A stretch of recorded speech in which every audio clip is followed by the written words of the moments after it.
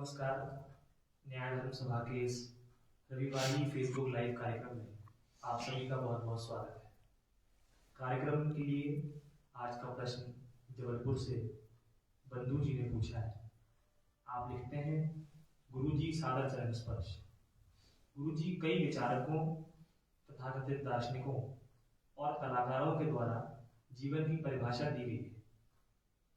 कोई जीवन को परीक्षा तो कोई पावर कहता है, कोई प्रेम, कला, संघर्ष, आशा व दुख आदि भी बताता है।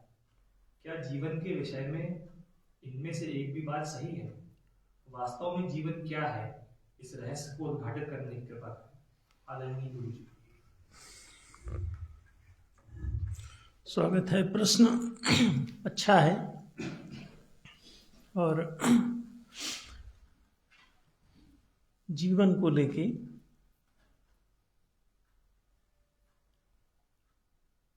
बहुत से लोगों ने विचार किया है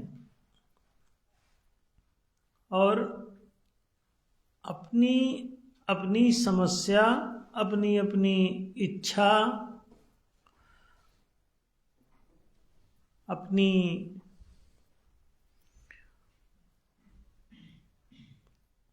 सोच जो उनकी है या चाहते हैं, उसके अनुरूप उन्होंने जीवन को परिभाषित कर लिया। और जरूरी नहीं है कि वो बात किसी दूसरे के साथ सेम हो, वही की वही हो, क्योंकि समस्याएं सबकी अपनी अपनी हैं। कोई किसी समस्या से ग्रस्त है तो कोई अन्य किसी समस्या से ग्रस्त है। तो हर व्यक्ति, जैसे कोई गरीबी से ग्रस्त है तो ये कह सकता है कि जीवन गरीबी है। कोई अमीरी से युक्त है तो कहता है कि जीवन तो बड़ी अमीरी है, ठाट बाट है और शानो शौकत है।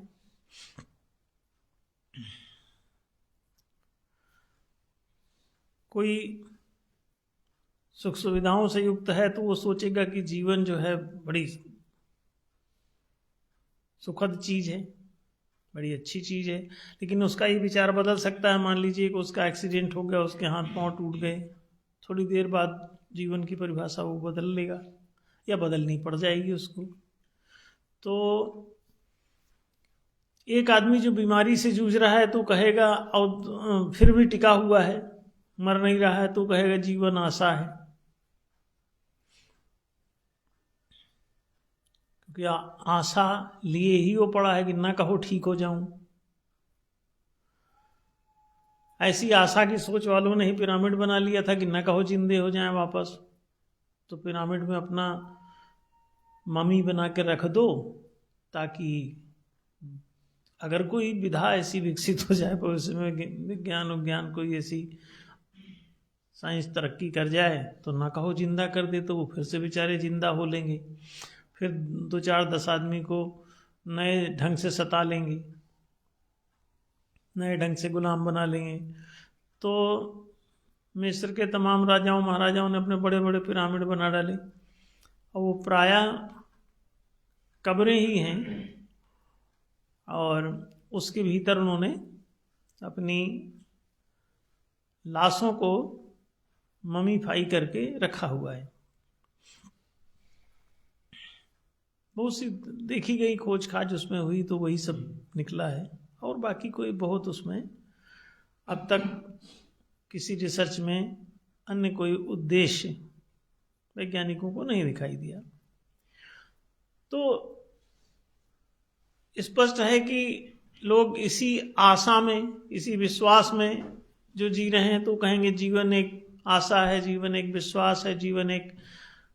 अब जिंदगी में जिसको बहुत सारे झमेले झेलने पड़े तो कहता है जीवन एक परीक्षा है, भगवान परीक्षा ही ले तुमको बना दिया परीक्षार्थी, और तुम्हारी परीक्षाएं लेता फिर रहा है।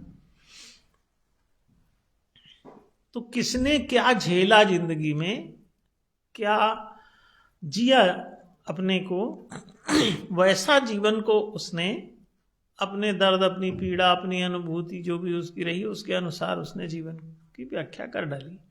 लेकिन जीवन किसी की अपनी निजी इच्छा आकांक्षा अथवा किसी समस्या से संबद्ध नहीं है, बल्कि एक लंबी ये विकास यात्रा है।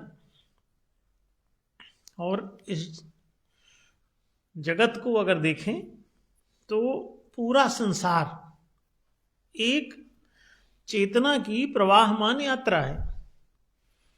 तो वो जड़ चेतन गुण दोषमय विश्व कीन करतार, मतलब इस जड़ता से चैतन्यता की ओर क्रम विकास का सिद्धांत है कि आप देखें पहले जड़ पदार्थ इसमें आपको मिलते हैं सृष्टि में, फिर उससे ऊपर बढ़ती हुई चेतना वृक्ष वनस्पति के रूप में आती है।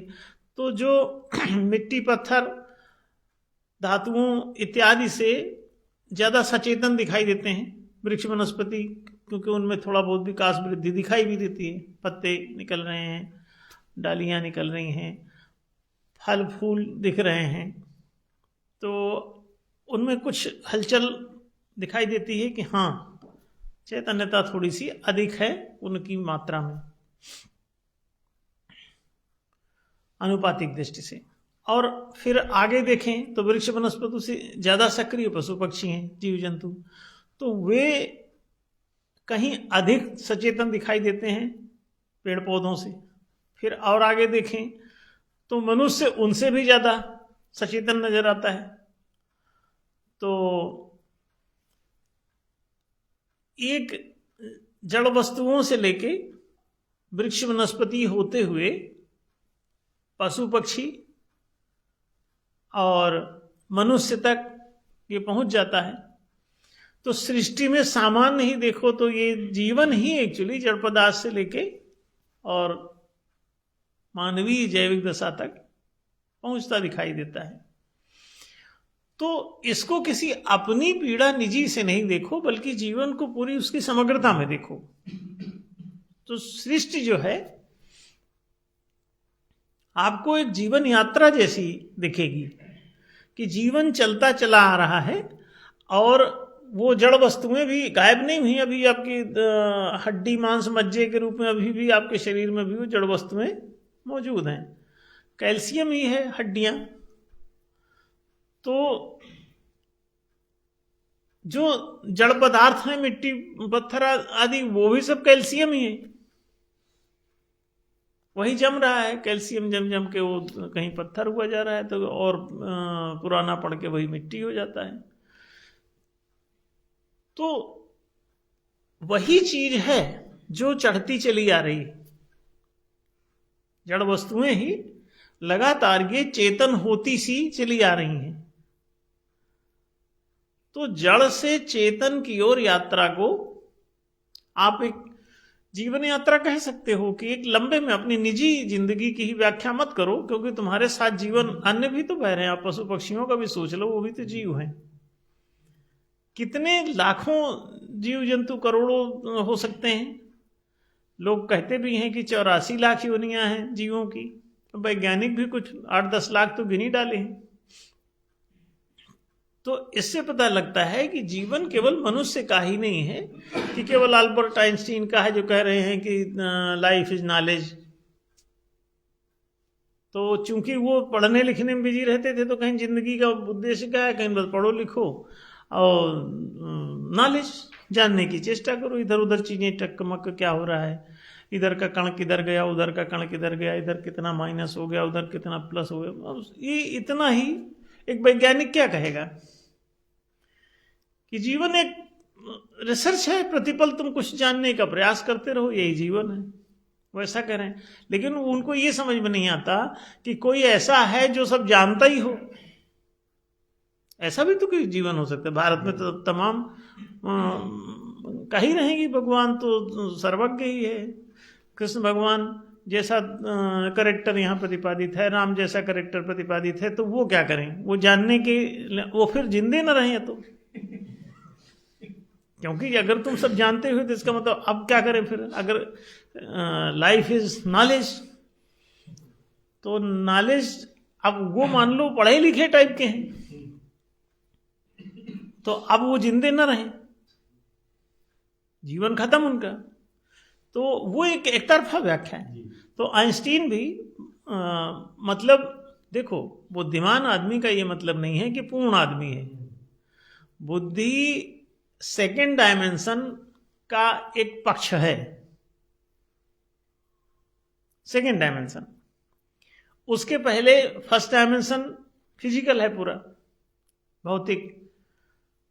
सेकेंड बौद्धिक है। तो भौतिक से आगे बौद्धिक हो जाता है का मतलब ये नहीं है कि मनुष्य बहुत ऊंचा हो गया। उसके बाद जो है संवेदना का भी पक्ष है। अगर संवेदनशील होते हैं आइंस्टीन तो सबसे पहले तो परमाणु बम नहीं बनाते। वो कहते क्या करोगे इसको बना के, कौन से तुम लोग बड़े अच्छे आदमी हो राजनेता लोगों कि तुमको हम बम बना के दे दें और तुम सबके ऊपर दादागिरी दिखा। उन्होंने बनाया, बनाते के साथ ही दुरुपयोग हो गया। हिरोशिमा नागासाकी 2 शहर उड़ा दिए अमेरिका ने। उसी समय ही उन्होंने वो तैयार किया था। 1945 की बात है। उसके आसपास ही कि पूरा परमाणु बम की थ्योरी जो है ईजाद हुई। उन्होंने पहले ही अमेरिका ने उनको अपनी तरफ सेट किया। यहूदी थे वो, तो वहाँ जर्मनी से कुटपीट के बचने के लिए अमेरिका गए। तो अमेरिका ने उनको नागरिकता दे दी। नागरिकता दे के उनके सारे उसका उपयोग किया। तो जब आप देखेंगे कि आप एक बंदर के हाथ में उस्तरा थमाने जा रहे हो, तो आप सोचोगे ना कि 2-4 बच्चों को उस्तरा ना मार दे। बच्चे के हाथ में कोई ब्लेड दे दे तो पागलपन है। तो अगर बुद्धिमत्ता के साथ साथ थोड़ी संवेदना भी तो कोई चीज है। सेंसिबिलिटी ही सब कुछ नहीं है।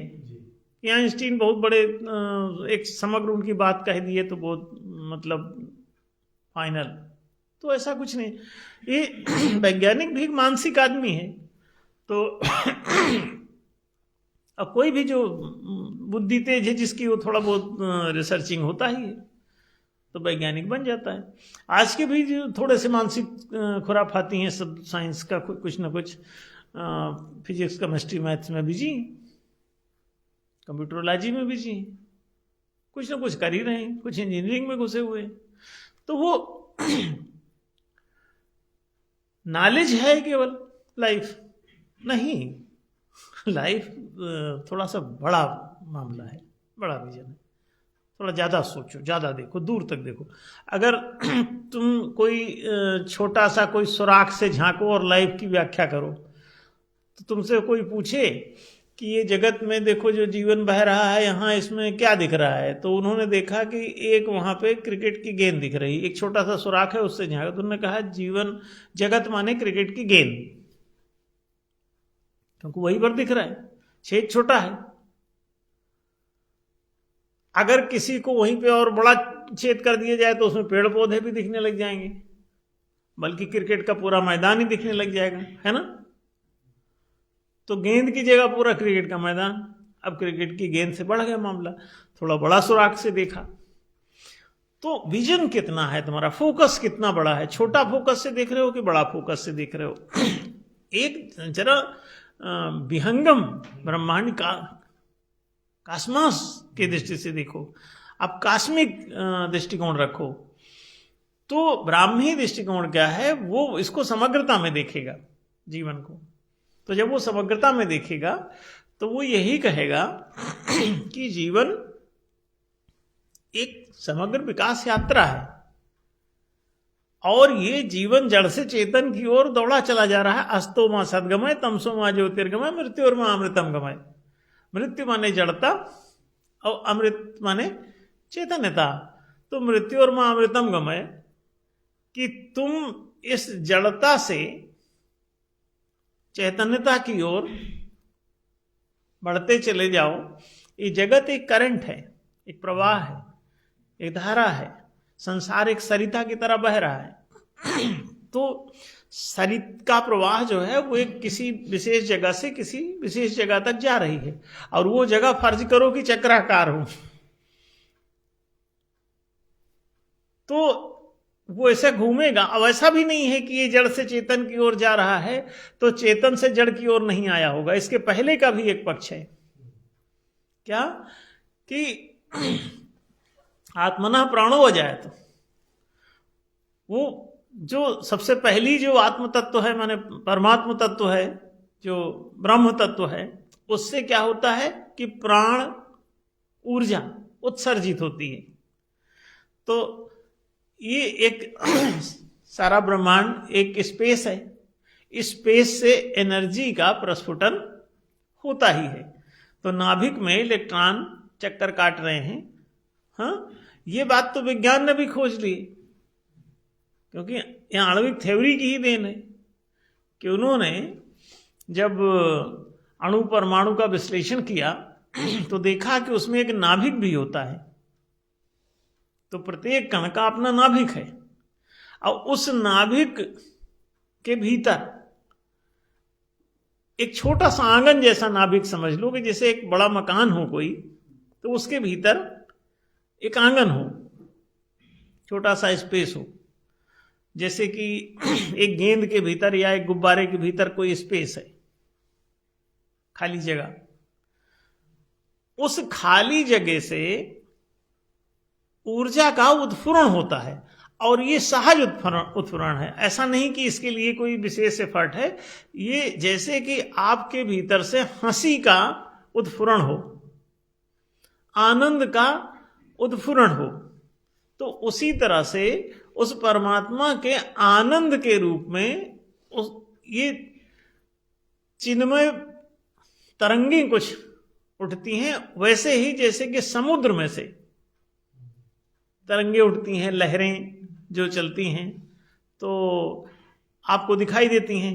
वो रहता तो समुद्र ही है, लेकिन फिर भी एक तरंग के रूप में, लहर के रूप में आपको कुछ उसमें विशिष्टता दिखाई देती है, कि ऐसा लगता है कोई दूसरी चीज है, रहता लेकिन वो वही है।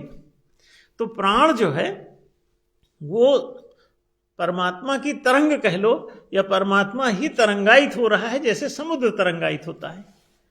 तो ये उत्पन्न होता है। फिर प्राण से पूरी प्रकृति, धारणा शक्ति, प्राण में धारणा शक्ति है, तो वो जो कुछ भी धारण कर लेता है वो सब प्रकृति बन जाता है। अब देखो बड़ी अद्भुत बात है कि उस प्राण ऊर्जा का एक सिद्धांत है कि कोई भी सॉफ्टवेयर या संस्कार या गुण आप उसको पकड़ा सकते हैं। उसमें प्राण के भीतर ये सामर्थ्य है, एनर्जी के भीतर ये सामर्थ्य है। ये जो इलेक्ट्रिक है, इलेक्ट्रॉन जो है, ये बड़ा अद्भुत है। फिर आप ये जो बिजली यूज कर रहे हैं, जो आपके मोबाइल में काम कर रही, कंप्यूटर में काम कर रही, ये पंखा चला रही, टीवी चला रही, सारी चीजें जो आप इससे कर रहे हैं, वो वही ऊर्जा है। ऊर्जाएं दो प्रकार की कोई नहीं होती, वो फंक्शंस उसके कई प्रकार के हो सकते हैं। फंक्शंस कई प्रकार के वो कर सकता है।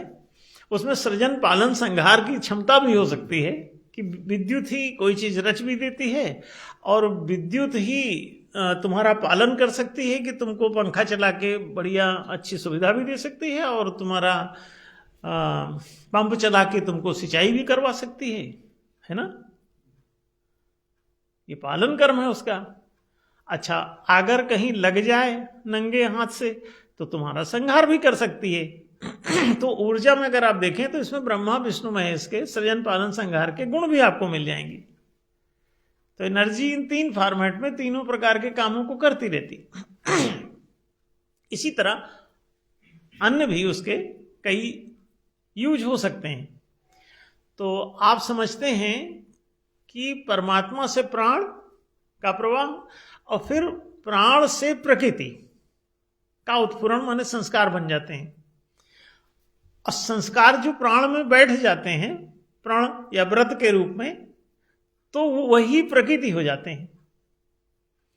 और प्रकृति जो भी उसमें बैठा दोगे वैसा ही प्राण का स्वरूप होने लगेगा। अगर उसमें तमस प्रकृति बैठा दोगे, प्रकृति को तीन प्रकार से दर्शन बांटता है, तामस राजस सात्विक, माने तमोगुण, रजोगुण, सतोगुण। इनमें से अगर तमोगुण प्राण में बैठा दो तो वो पदार्थ हो जाएगा। अगर तमोगुण प्राण में बैठाओगे, एनर्जी में बैठाओगे, तो ये इसमें ब्लैकनेस आ जाएगी,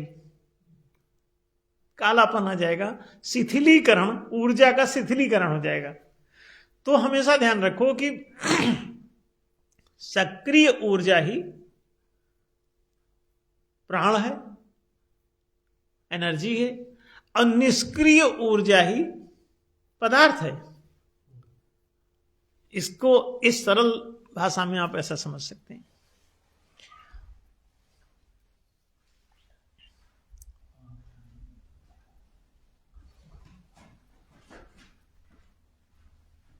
विद्युत अपने आप में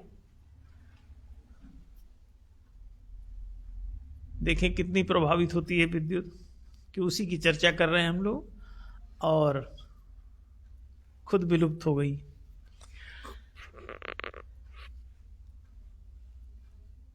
तो सक्रियता और निष्क्रियता, इसके दो स्वरूप हो सकते हैं।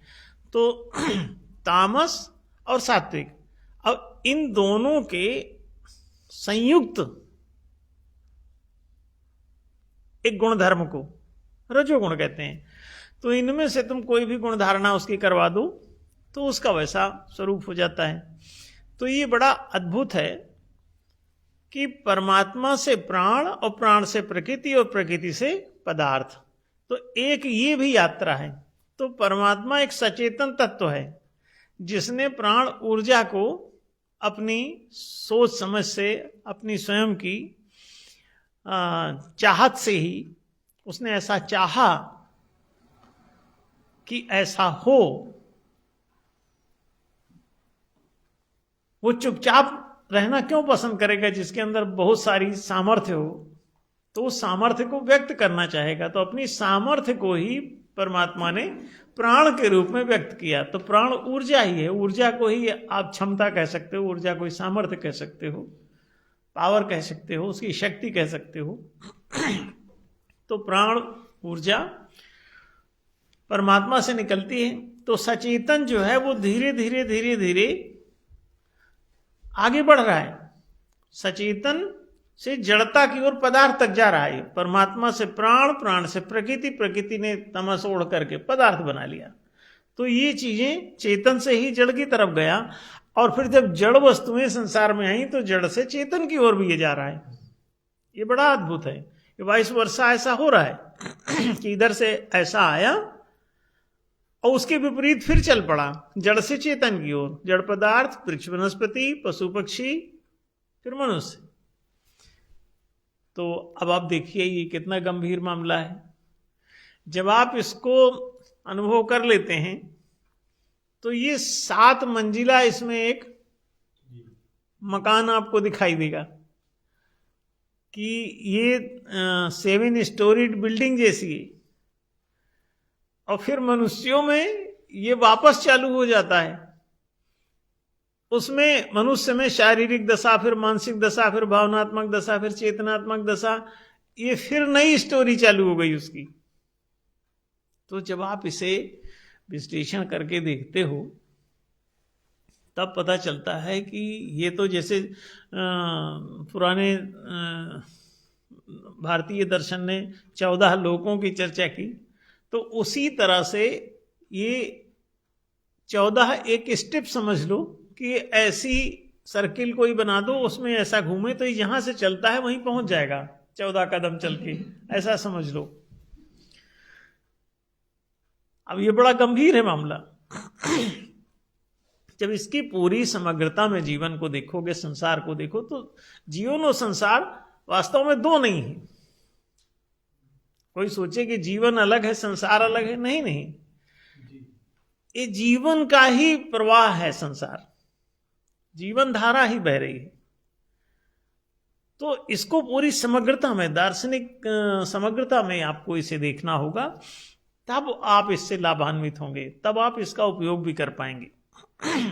कि जीवन एक अद्भुत विकास यात्रा है, और विकास यात्रा चक्राकार भी है, ये भी समझना होगा कि ये जहां से चलता है उसी तरफ वापस भी जाता है। जैसे जन्म जीवन मृत्यु का सिद्धांत आप देख लीजिए कि आप इसे उत्पत्ति, स्थिति और प्रलय के रूप में भी बोल सकते हो कि जीवन उत्पन्न हुआ, जीवन आगे बढ़ा और जीवन आगे जाके कहीं लय कर गया। तो जन्म, जीवन, मृत्यु, ये तीन एक प्रकार की गति है, करंट है, ये प्रवाह है।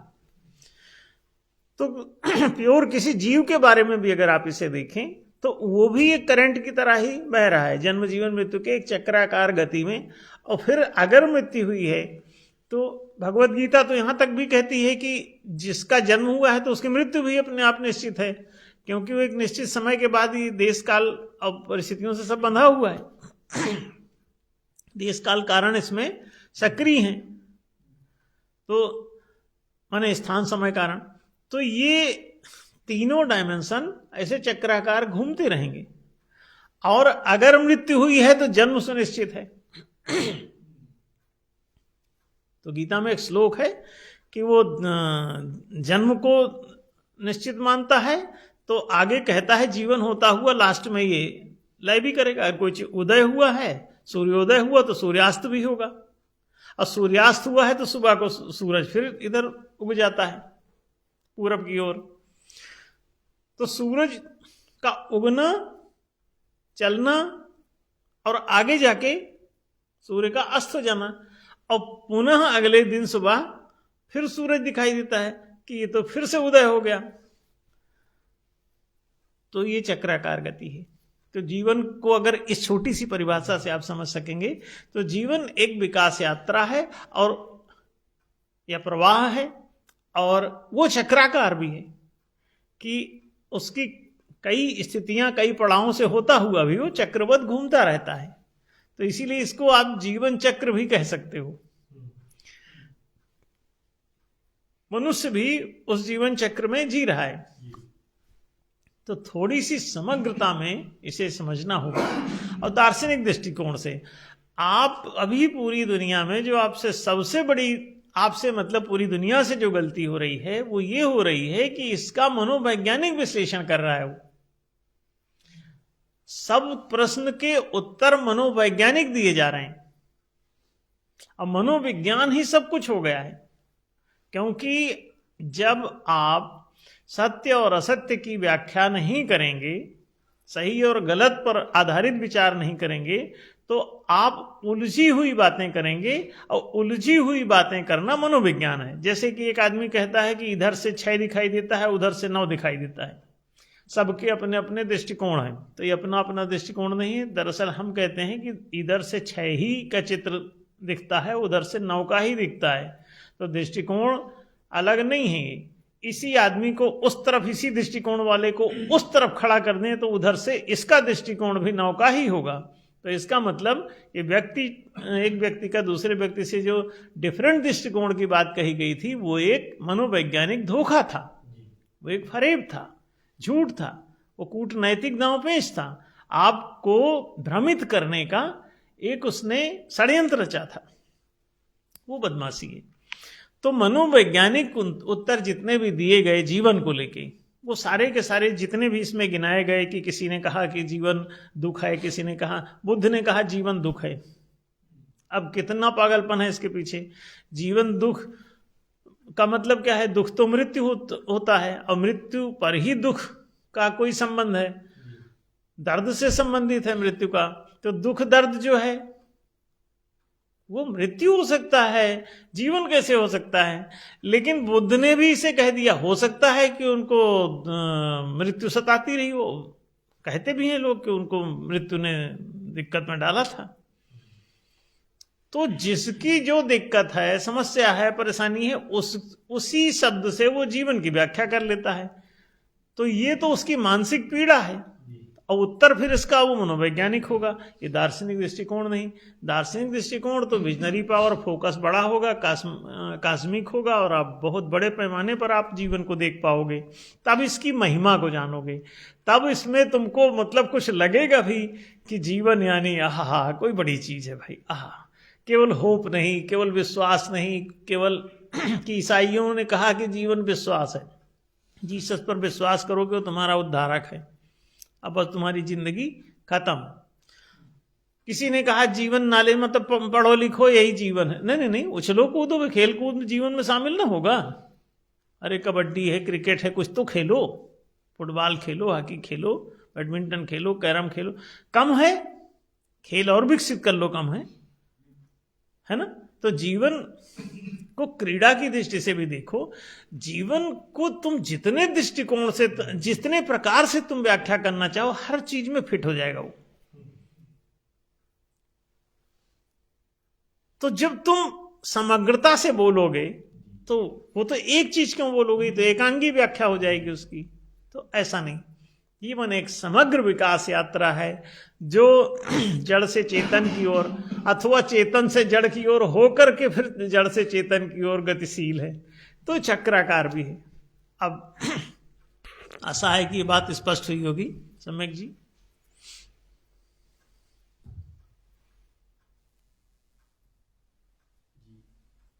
आपको बहुत बहुत धन्यवाद गुरु जी। जीवन क्या है, ये हमेशा से ही एक बहुत उलझने वाला और उलझाने वाला प्रश्न रहा है, और हम सभी ने जाना कि अब तक इसकी जितनी भी व्याख्याएं हुई हैं वो नितांत वैयक्तिक व्याख्याएं थी, और जितनी परिभाषाएं दी गई वो दरअसल उन परिभाषा देने वालों के जीवन का एक रिफ्लेक्शन मात्र थी, ना कि जीवन की वास्तविक परिभाषाएं थी। आपने ये भी स्पष्ट किया गुरु जी कि पूर्णता के केंद्र पर पहुंचे बगैर कोई जीवन अथवा संसार की समग्र व्याख्या की जा पाना संभव नहीं। और सनातन धर्म की स्थापना के इस कार्यक्रम में धर्म संस्थापक संघ के द्वारा आदरणीय गुरुदेव के मार्गदर्शन में ऐसे केंद्र विकसित किए जा रहे हैं जहां पर मानवीय जीवन अपनी पूरी समग्रता में खिल सकता है और अपनी गरिमा को प्राप्त कर सकता है। जरूर। आप सभी सुनने वालों से अपील ये है कि इस वीडियो को अधिक से अधिक लोगों तक पहुंचाने के लिए इसे शेयर करें। हम एक नए प्रश्न के साथ आपके समक्ष उपस्थित होंगे। तब तक के लिए सभी को शुभ रात्रि। ओम तत्सत।